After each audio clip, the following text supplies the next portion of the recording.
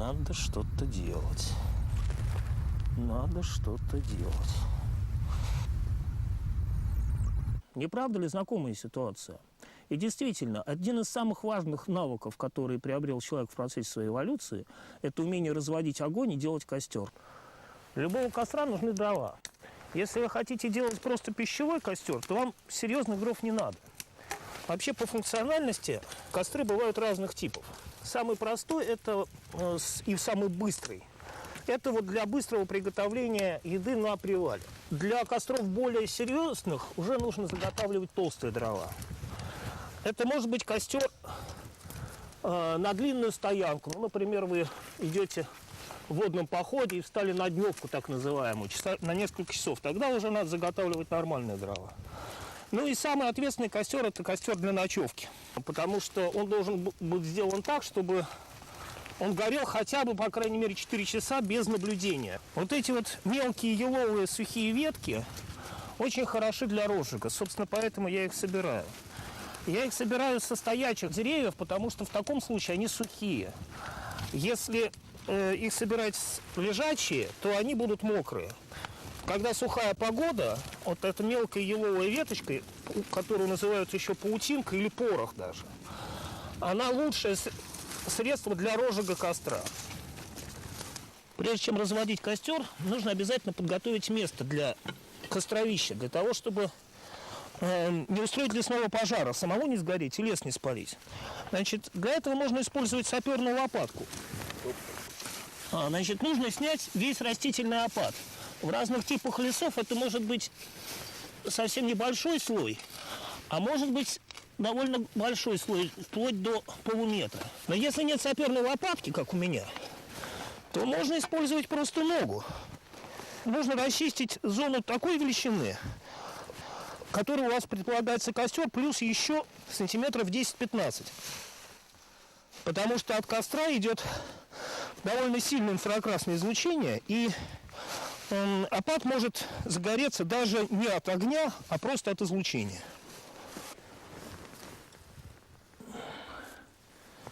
Какие же дрова вам выбрать для своего костра? Вот сухая осина. Замечательное дерево, которое очень хорошо загорается, дает очень жаркий огонь. Но некоторые костры с ней делать не очень удобно, потому что она редко бывает прямой. Но, в принципе, можно доработать. Значит, единственный недостаток осины заключается в том, что осина относится к группе стреляющих деревьев. Что это значит? Это значит, что в древесине внутри находятся воздушные поры, находятся слои менее плотные, чем окружающие слои. И когда эта древесина разогревается, там остатки пара, просто воздух, они нагреваются, расширяются и резко разрывают внешнюю древесину. Происходит как бы выстрел. И в такой момент горящий уголь может отлететь на вашу одежду, рюкзак, палатку, спальник. И вот ночевать у костра из осины нельзя. Отстреливают угольки от осины примерно до 5 метров. Вот ель. Тоже замечательное дерево. Оно горит не так жарко, как осина, но зато почти всегда ели прямоствольные. Поэтому из ели легко любой костер сложить. Сухая смолистая ель очень легко разгорается, ее очень легко поджечь. И, значит, идеальное дерево для костра. Но у ели, так же как и у пихты, есть та же самая проблема, что и у осины. Там нет воздушных слоев, но зато там есть смоляные каналы, так называемые. И смола разогревается, закипает, и тоже происходит выстрел. Соответственно, опять горящий уголь или даже иногда щепка летит и может попасть на ваши вещи. Ночевать у елового костра также нельзя. С березой другая проблема. Береза замечательное дерево. Как раз ночевать у березового костра можно, но у березы очень плотная кора. Кстати, бересту, кору березы, часто используют для того, чтобы развести огонь. В чем же проблема? Проблема в том, что плотная кора не дает, как правило, не дает высохнуть уже мертвому дереву. И найти сухую березу, не гнилую, очень трудно. В принципе, сухой гнилой березой тоже можно топить костер. Но там возникает другая проблема, связанная с тем, что он очень быстро прогорает. Какой бы толщины ни были бы бревна, этот костер ненадолго. У сухой березы верхушка будет без коры. Это бывает по разным причинам. Как правило, если она заболевает, дерево заболевает, и там заводятся какие-то древоточцы, то береза может, ее может ошкурить дятел. И тогда она может высохнуть нормально, без коры. Главное вскрыть кору. И тогда она высохнет без коры и будет вообще замечательным деревом для ночного костра.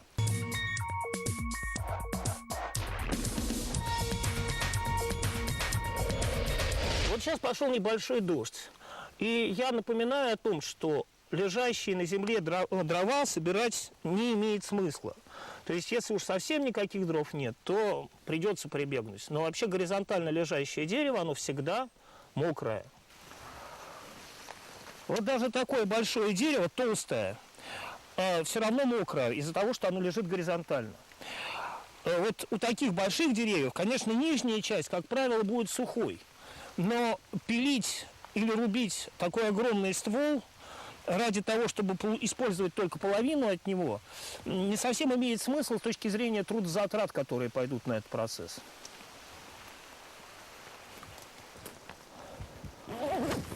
Но из-за того, что пошел дождь, придется мне достать головной убор.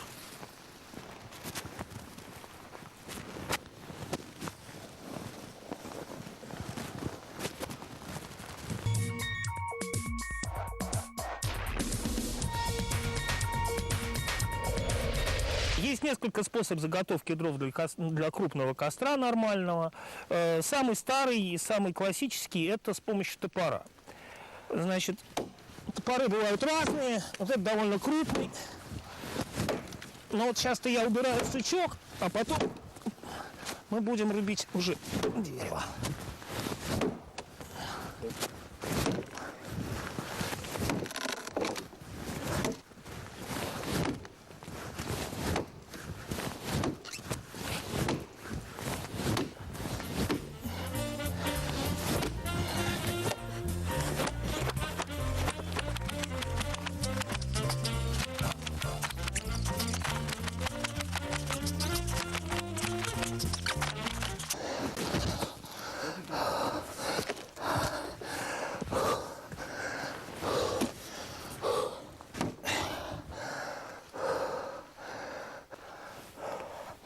Заготовка дров с помощью топора, конечно, хороший способ, особенно согреться.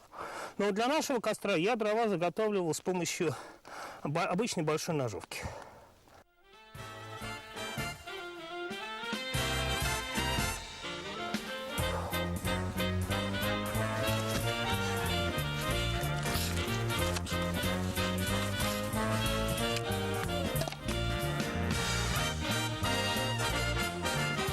Костры бывают разные не только по функциональности, но и по тому, как они сложены. Хотя эти вещи, надо сказать, взаимосвязаны. Самый простой, самый распространенный костер по сложению, который обычно называют пионерским, еще он называется шалаш. Это костер, когда бревна опираются друг на друга и стоят, так, почти стоят. Такой костер нужен для того, чтобы получить очень большую массу энергии тепловой. Как правило, он используется для просушки, когда вот люди совсем-совсем вымокли, им надо быстро просушить палатки, рюкзаки, спальные мешки, много вещей надо быстро просушить. Мы несколько раз его использовали не только в такой ситуации, но вот мы как-то шли в Новгородской на весенних каникулах, там у нас довольно большой маршрут был, а лед уже подтаял. И мой коллега упал под лед, в реку провалился, и искупался буквально с головой. А при этом мороз все-таки, градусов 10 тогда было. Что нам нужно было сделать? Пока он вылезал, Пока, значит, он добирался назад до берега, мы уже успели сложить такой костер, и он даже не успел замерзнуть. Следующий костер называется «Звезда». Значит, он используется, это такой изначально индийский костер, он используется, когда люди спят, ночуют в таком сооружении типа чум. Сейчас это довольно много используется, просто покупают люди на компанию парашют большой и связывают слеги, надевают его сверху, дырка там уже есть, и получается такой современный чум. Значит, почему такой костер? Все очень просто. В середине разводится огонь. Ну, бревен, опять же, может быть больше. Значит, и горит потихонечку. Обычно сверху подвешивается котелок над ним, вот, и там готовится пища. Потом люди ложатся спать. И каждый со своей стороны, когда костер немножко притухает, бревнышки подгорают, он их потихоньку подталкивает к середине. Таким образом, не особенно просыпаясь, так чуть-чуть просыпаешься, не вылезая из спального мешка, люди контролируют горение, чтобы все время было тепло.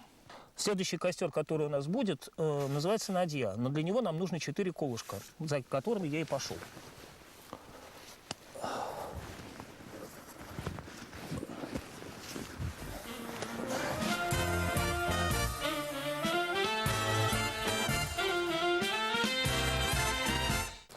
Для того, чтобы сделать надью, нужно иметь 4 кола из растительных пород. Дерево обязательно живых.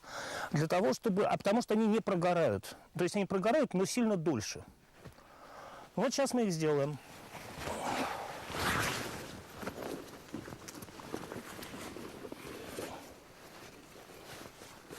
В данном случае у нас в этом лесу есть лещина. Она из семейства березовых. И довольно плотное дерево, которое хорошо и долго будет держать нам костер наш. Поскольку эти коля мы будем забивать, то надо, чтобы одни концы были более плоские, чтобы легко было забивать, а другие концы будут затачиваться, чтобы легче входили в землю.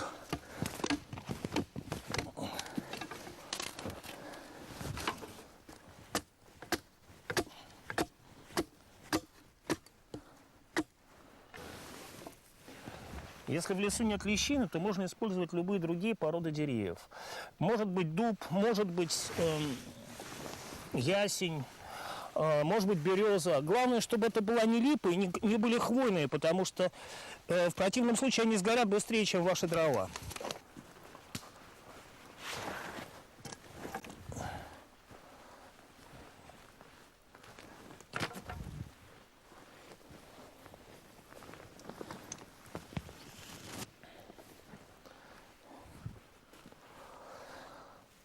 Колышки у нас есть. Значит, для надья самый сложный, наверное, один из самых сложных костров по организации, но зато он самый лучший с точки зрения сна около такого костра. В самую лютую зиму можно всегда переночевать, если вы сделали надью. Сначала забивается 2 колышка. Все колышки служат опорой.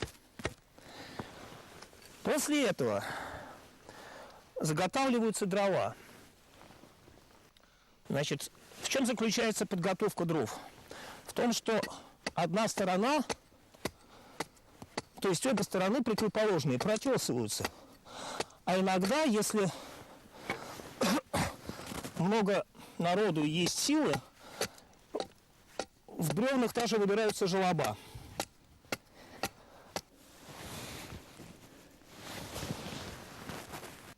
Самыми лучшими дровами для надьи является сосна. Вообще вот в этом лесу, к сожалению, сосны нет. Сосновые дрова, ну, неважно какой сосны, нашей, европейской или сибирской, которую еще называют кедром, хотя на самом деле она сосна. Вот.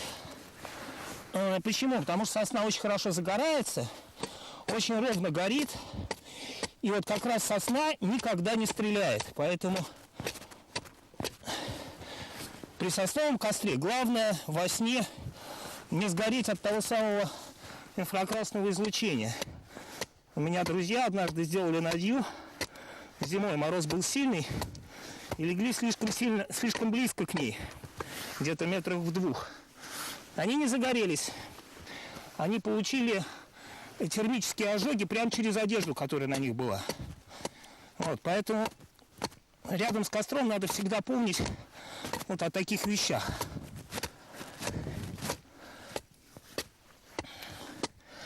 Зачем эти плоскости, которые я строгаю? Зачем это протесывается?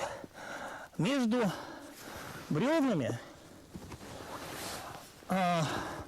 прокладываются прослойки либо из такой вот подгнившей щепы, либо из сухого мха или лишайников. То есть такой вот слой, который ложится между бревнами. Что это такое за слой? А это, собственно, слой, через который будет идти разжигание надьи. Иногда их даже так вот свешивают, чтобы легче было поджечь. Значит, при поджигании надьи самое важное, чтобы она разгорелась равномерно. Имеется в виду вот первый слой, в первую очередь. Значит, вот так вот.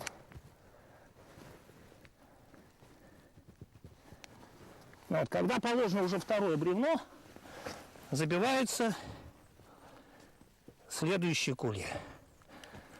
Колья нам нужны именно для того, чтобы надья держалась и не раскатывалась. Именно поэтому, помните, я говорил о том, что нужно, чтобы они были из живой лиственной породы. Именно потому, что они должны выдержать все время горения костра. Все время они должны не прогорать.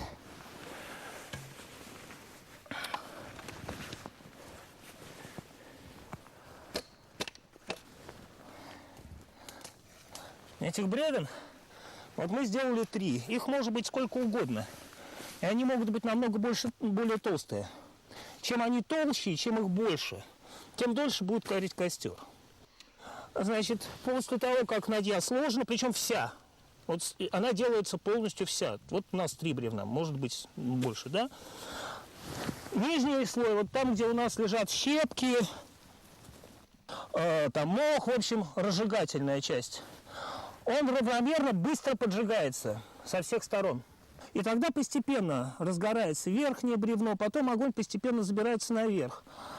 А самые верхние бревна, они просто по мере выгорания нижних опускаются вниз и тоже продолжают гореть. Самое большое достоинство надьи заключается в том, что это костер, за которым не надо следить.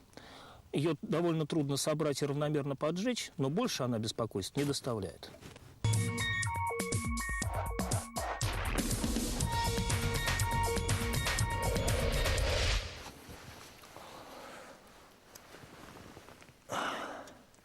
Чисто пищевой костер, когда у вас есть вот, либо кан, либо какой-то другой высокий котел, и особенно в случае, когда дефицит дров, но к нашей местности это не имеет большого отношения, а вот степные районы, полупустынные районы или наоборот районы тундры, там с дровами очень плохо, там дров фактически нет. И поэтому их надо экономить. Вот просто для того, чтобы приготовить еду, можно поставить котел на место, обложить его теми мелкими дровами, которые вы нашли.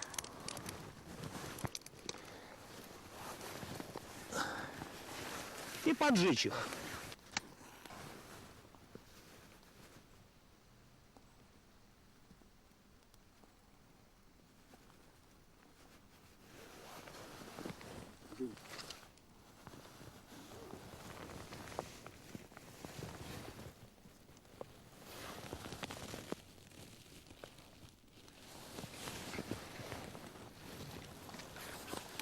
Вот мы подожгли порох. Я думаю, что теперь понятно, почему его так называют.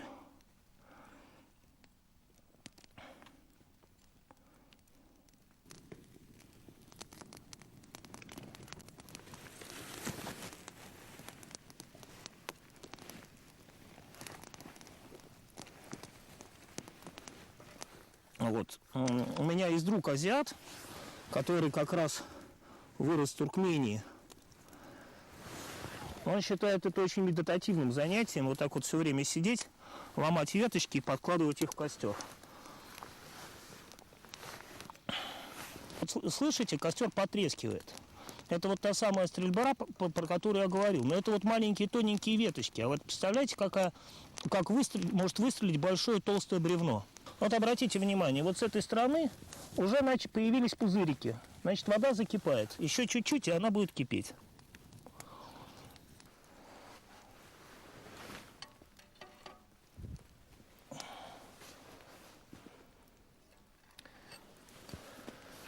Ну и, наконец, самый распространенный костер, который называют таежный или лесной. Он делается из 3 или из 6 бревен.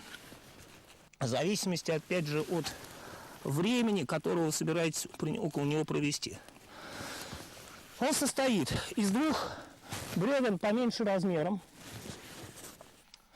по диаметру, и 1 бревна, наоборот, довольно толстого.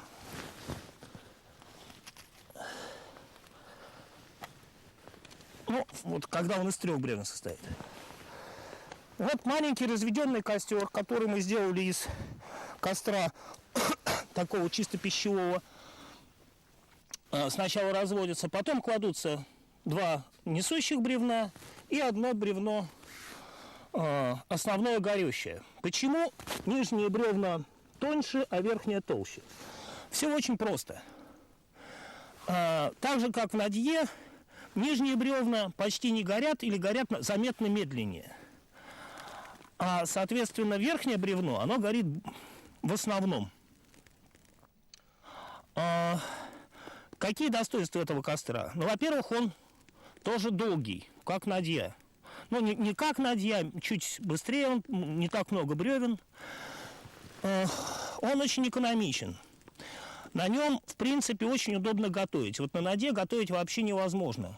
Ну, только так вот высокий котелок к ней прислонить, можно чего-то сделать.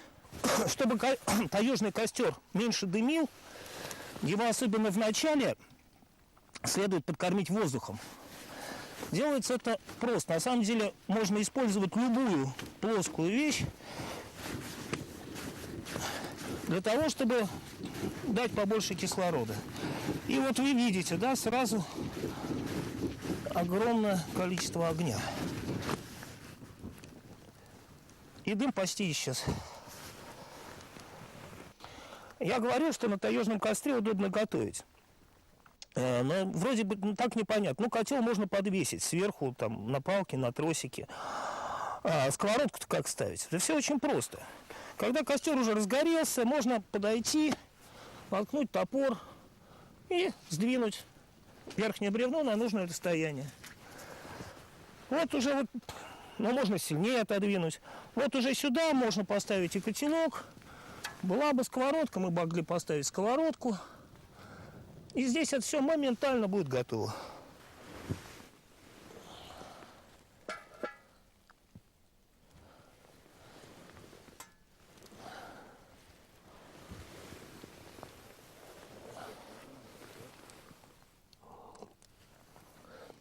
Есть еще очень много разных типов костров. Например, мы с вами не говорили про колодец, который используется в печах. У каждого народа есть какие-то свои способы разведения костров, сохранения тепла, топки. Например, наши северные народы разводят костер в консервной банке, потому что у них дров нормальных нет, и они отапливают свои чумы с помощью высушенного лишайника ягеля. Это такие совсем-совсем тоненькие паутинки. Но тепло-то нужно зимой, зима там очень суровая. А я желаю нашим зрителям того, что желали герои Джека Лондона, когда кто-то из спутников отправлялся в дальнюю дорогу, чтобы собаки их не сдали и спички их не отсырели.